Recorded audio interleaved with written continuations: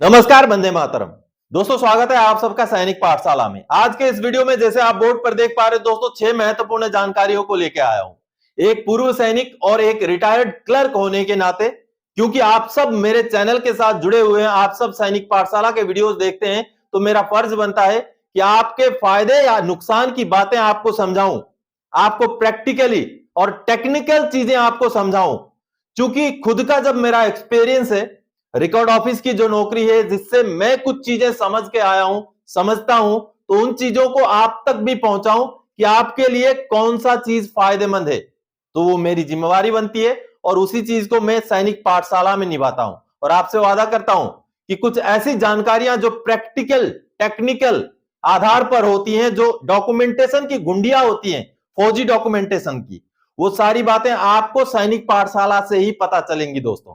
तो चैनल के साथ जुड़े रहने के लिए और आपसे जुड़ी हुई भरोसेमंद जानकारियों को इसी तरीके से पाते रहने के लिए चैनल को सब्सक्राइब जरूर करें। चलिए दोस्तों, आगे बढ़ते। जैसे आज मैंने वीडियो में कुछ पॉइंट्स लिख रखे हैं, उन पॉइंट्स की ओर। सबसे पहला पॉइंट जैसे आप देख पा रहे हैं दोस्तों, पेंशनर को मिला 91,404 का एरियर, वृद्ध माताजी को हुई खुशी, कहा थैंक्स सैनिक पाठशाला। जी हां दोस्तों, ये जो मैसेज आप देख रहे हैं, जिसमें पेंशनर के खाते में 91,404 रुपए क्रेडिट हुए, और ये क्रेडिट हुए हैं दोस्तों 2 फरवरी 2024 को, यानी कि कल।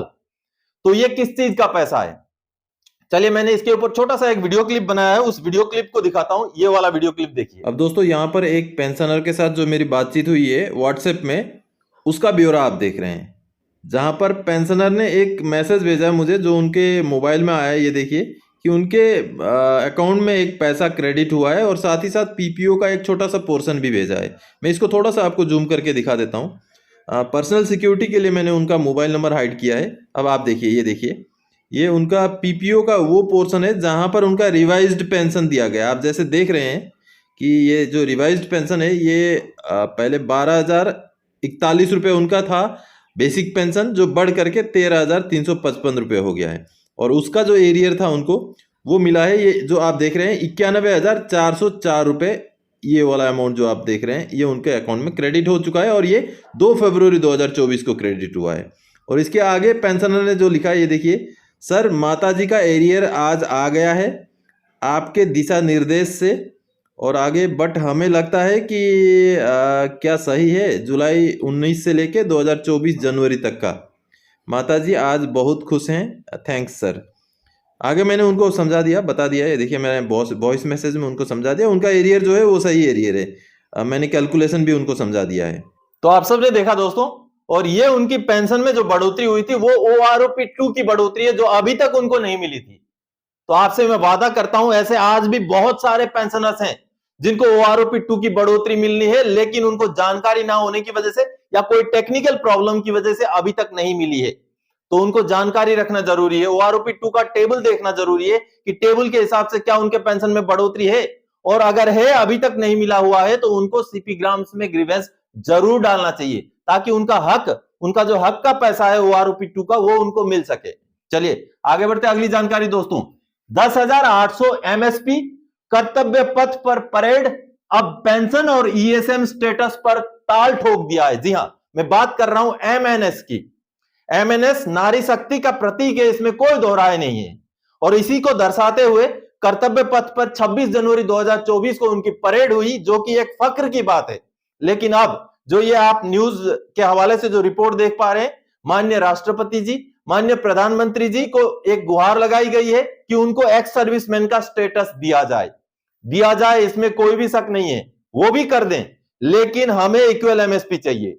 जवानों की इक्वल एमएसपी की जो मांग है, उसके ऊपर भी गौर किया जाए और इक्वल एमएसपी को लागू किया जाए, ये हमारी मांग है। नारी शक्ति है, उनको बिल्कुल सम्मान मिलना चाहिए, उनको वो अधिकार हक मिलना चाहिए, अगर वो दायरे में है तो। लेकिन जो हक की बात है इक्वल एमएसपी की, उसको भी लागू करने की जरूरत है। चलिए अगली जानकारी की ओर दोस्तों। क्या आप भी ऑनरेरी नायब सूबेदार हैं? आपको मिलेगा लाखों का एरियर, वादा करता हूं यह जानकारी आपको पहले नहीं मिली है। देखें, समझें।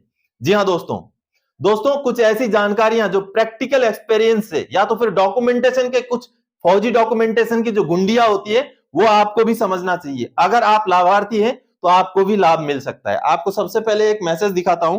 ये वाला मैसेज जो आप देख पा रहे हैं बलवीर सिंह जी का है, जिन्होंने कहा है, sir I am honorary Naib Subedar Balvir Singh and I was enrolled in army on 14 June 1983 and retired from army Bengal sapper on 30 June 2009 after attending the 26 years service.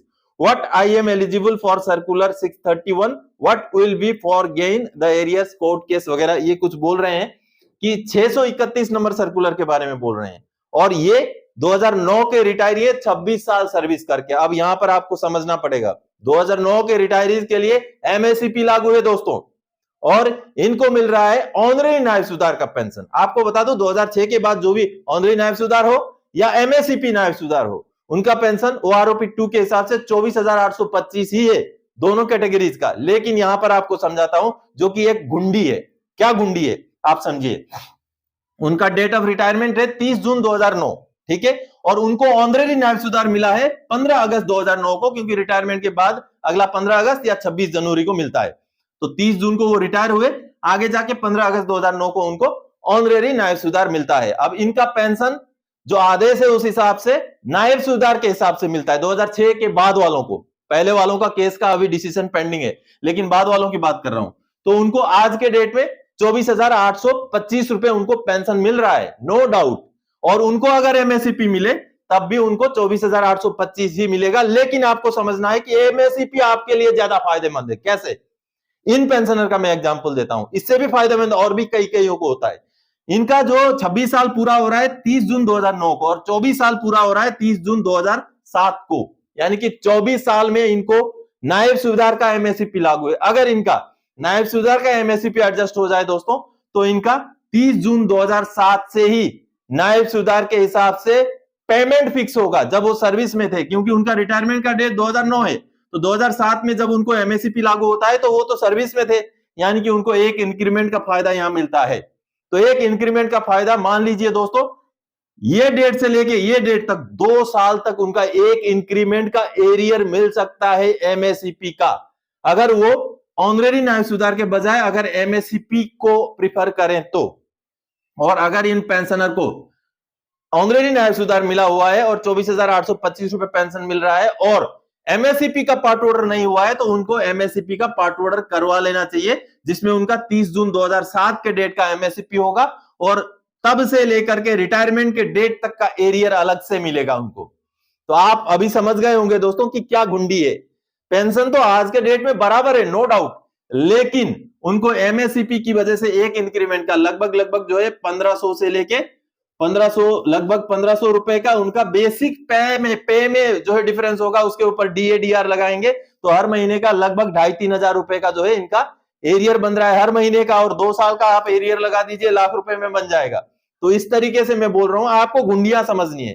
तो इस तरीके का आज मैंने आपको एक गुंडी बताई, ऐसे बहुत सारे मैं गुंडियां बताता रहता हूं फौजी डॉक्यूमेंटेशन की। तो ये जो पेंशनर है इनके लिए एमएससीपी नायब सूबेदार फायदेमंद है, ना कि ऑनरेरी नायब सूबेदार। 2006 के बाद जितने भी रिटायर्ड ऑनरेरी नायब सूबेदार हैं उनके लिए मैं बोल रहा हूं। इस तरीके की बहुत सारी चीजें हैं जो डॉक्यूमेंटेशन के अंदर हैं, जब कभी रेफरेंस आता है तो उन चीजों के बारे में मैं आपको जानकारी देता रहता हूं। चलिए अगली जानकारी की ओर आगे बढ़ते हैं। स्पर्श का मोबाइल ऐप अपडेट मांग रहा है, अब क्या करें? आपको भी ये मैसेज आ रहा होगा, ये वाला जो देख रहे हैं आप, कि आप जब स्पर्श का मोबाइल ऐप आपके पास मोबाइल में इंस्टॉल्ड है उसको खोलना चाहते हैं तो इस तरीके से अपडेट मांगता है। जब उस अपडेट में क्लिक करते हैं तो आपको प्ले स्टोर में ले जाता है, वहां पर ओपन में क्लिक करते हैं तो फिर यहीं पर वापस आ जाता है। अब ये जो आपने छोटा सा वीडियो क्लिप देखा, ये जो वीडियो क्लिप देख रहे हैं उसमें वही कार्रवाई मैंने आपको करके दिखाया है। तो यही कार्रवाई आपके साथ भी हो रहा होगा दोस्तों। तो आप एक चीज आपको शायद ध्यान होगा, आज से 2-3 दिन पहले स्पर्श का लॉगिन सिस्टम चेंज कर दिया गया है, यानी कि 2 फैक्टर ऑथेंटिकेशन अभी लागू हो गया है, यानी कि जब तक आप ओटीपी नहीं डालेंगे आपका लॉगिन नहीं होगा। इसलिए आपका मोबाइल ऐप अभी काम नहीं कर रहा है। जब तक मोबाइल ऐप का अपडेटेड वर्जन नहीं आएगा तब तक आप उसको अनइंस्टॉल ही कर दीजिए, आप इस्तेमाल मत कीजिए उसको, अभी कोई काम नहीं है, क्योंकि वो लॉगिन हो ही नहीं पाएंगे आप। जब आएगा तब इंस्टॉल करके दोबारा इस्तेमाल कर लेना। अभी फिलहाल आप स्पर्श पोर्टल में जाइए, गूगल में स्पर्श पोर्टल को सर्च कीजिए, वहां जाइए, वहां से लॉगिन होकर के आपका स्पर्श का काम कीजिए। मोबाइल ऐप अभी फिलहाल के लिए काम नहीं करेगा दोस्तों। चलिए आगे बढ़ते अगली जानकारी की ओर। ओआरओपी 1 का कैलकुलेशन सीट आया सीपीपीसी से, समझिए।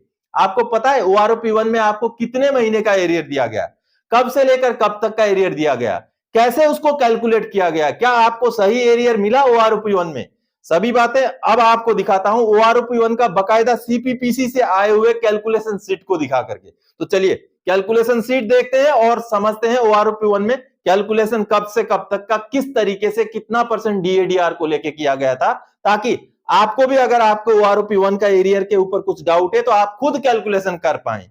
चलिए मैं आपको दिखाता हूं कैलकुलेशन शीट। दोस्तों ये जो सामने आप एक कैलकुलेशन शीट देख पा रहे हैं जो कि OROP1 का एरियर का कैलकुलेशन शीट है, यानी कि सर्कुलर नंबर 555 का जैसे आप देख पा रहे हैं, और ये CPPC दिल्ली द्वारा पेंशनर को भेजा गया कैलकुलेशन शीट है। अब ये जो पेंशनर थे ये नायक रैंक के पेंशनर थे, उनको ACP मिला हुआ था, जैसे आप देख पा रहे हैं ACP1 यानी कि उनको हवलदार का पेंशन मिल रहा था। और ये जो उनका पेंशन था दोस्तों उस समय में 7,545 रुपए वो ऑलरेडी ले रहे थे OROP1 से पहले, और उनका OROP1 में हवलदार का 16.5 साल सर्विस के हिसाब से, ये इनका सर्विस यहाँ लिखा हुआ है, ये देखिए 16.5 साल के सर्विस के हिसाब से उनका पेंशन फिक्स हुआ था 7,598 में, बिल्कुल मामूली सा बढ़त था। लेकिन यहां पर पूरा कैलकुलेशन शीट है, आप देखिए कितने महीने का उस समय में एरियर मिला था, देखिए 20 महीने का एरियर मिला था, और वो मिला था जुलाई 2014 से लेकर के फरवरी 2016 तक का एरियर, क्योंकि मार्च 2016 में एरियर का फर्स्ट इंस्टॉलमेंट का भुगतान हो गया था, फैमिली पेंशनर्स को पूरा भुगतान हो गया था मार्च अप्रैल 2016 में जाकर के। तो आप देखिए कैलकुलेशन को समझिए दोस्तों कि कैलकुलेशन किस तरीके से करना है, और आपका भी अगर OROP1 का आपको लगता है कि कैलकुलेशन सही नहीं हुआ है तो आप भी कैलकुलेशन कर सकते हैं। OROP1 से पहले आपका पेंशन कितना था और OROP1 लगने के बाद आपका पेंशन कितना बना, उन दोनों का डिफरेंस ये है। ये जो पेंशनर हैं इनके पेंशन में सिर्फ 53 रुपए का फर्क था। आप जैसे देख रहे हैं ये देखिए 7,545 से 7,598 हुआ था, तो 53 रुपए का इनका फर्क था। आगे किस महीने में कितना DADR था ये देखिए 107%, फिर जाके 113%, फिर जाके 119%। तो जो DADR था वो DADR आप यहां से देख पा रहे हैं कि कौन से महीने में कितना DADR था। अब DADR जो है 53 रुपए का डिफरेंस, यानी आपका डिफरेंस जो भी है उसके ऊपर अगर DADR का परसेंटेज लगाएंगे तो वो अमाउंट यहां पर आएगा, और उस अमाउंट को अब ये वाला अमाउंट और ये वाला अमाउंट जोड़ करके जो टोटल डिफरेंस है ये बन जाएगा यहां पर। इस तरीके से आप हर महीने का डिफरेंस निकालिए, और डिफरेंस निकाल करके उसको कुल में आप जोड़ देंगे तो आपका टोटल OROP1 का एरियर हो जाएगा। चलिए अगली जानकारी की ओर आगे बढ़ते हैं। सर्कुलर 568 का एरियर मिला जनवरी 2024 में, पर किन को मिला देखिए। जी हां दोस्तों, जनवरी 2024 पिछले महीने की मैं बात कर रहा हूं। सर्कुलर 568 का एरियर कुछ पेंशनर्स को मिला है। जी हां, ये एक सच्चाई है। सर्कुलर 568 2016 का सर्कुलर, और उसका एरियर छूटे हुए थे लोग जिनको अब मिलना शुरू हो गया है। तो किन को मिला है? क्या स्पर्श ने 568 का एरियर का भुगतान कर दिया है या CPPC से हुआ है? आप ये जो मैसेज देख पा रहे हैं जिसमें पेंशनर को 1,21,802 रुपए का एरियर मिला था, जिसमें उनका कुछ और भी एरियर था और 568 का एरियर भी इंक्लूडेड था। इसके बारे में मैंने पहले भी आपको वीडियो बनाया था, समझाया था। और ये जो सामने आप देख पा रहे हैं 2,33,025 रुपए का एरियर मिला था, ये संतोष देवी जी को मिला था, जो कि ये शुद्ध 568 का ही एरियर था। तो दोस्तों ऐसे बहुत सारे पेंशनर्स हैं जिनको अब 568 का एरियर मिलना शुरू हो गया है, जिनको नहीं मिला था पहले 2016-17 में। लेकिन आपको बता दूं अभी फिलहाल सिर्फ और सिर्फ CPPC से ही यह भुगतान हो रहा है। बाकी स्पर्श की तरफ से 568 का भुगतान हो चुका हो ऐसी जानकारी मेरे पास अभी तक नहीं आई है। इसलिए हालांकि नॉन पेमेंट सर्टिफिकेट बहुत सारे पेंशनर्स का जा चुका है स्पर्श में, लेकिन बावजूद इसके स्पर्श ने भुगतान किया हो ऐसी जानकारी नहीं आई है। अगर आपके पास ऐसी जानकारी है या आपको स्पर्श ने 568 सर्कुलर का एरियर भुगतान किया है तो जरूर जानकारी दें। आप इसी वीडियो में कमेंट करके भी जानकारी दे सकते हैं। तो दोस्तों आज के इस वीडियो में इन्हीं जानकारियों के साथ आया था। आगे और कोई जानकारीदायक आपसे सरोकार रखने वाला विषय लेके मैं फिर से हाजिर हो जाऊंगा। तब तक के लिए जय हिंद दोस्तों।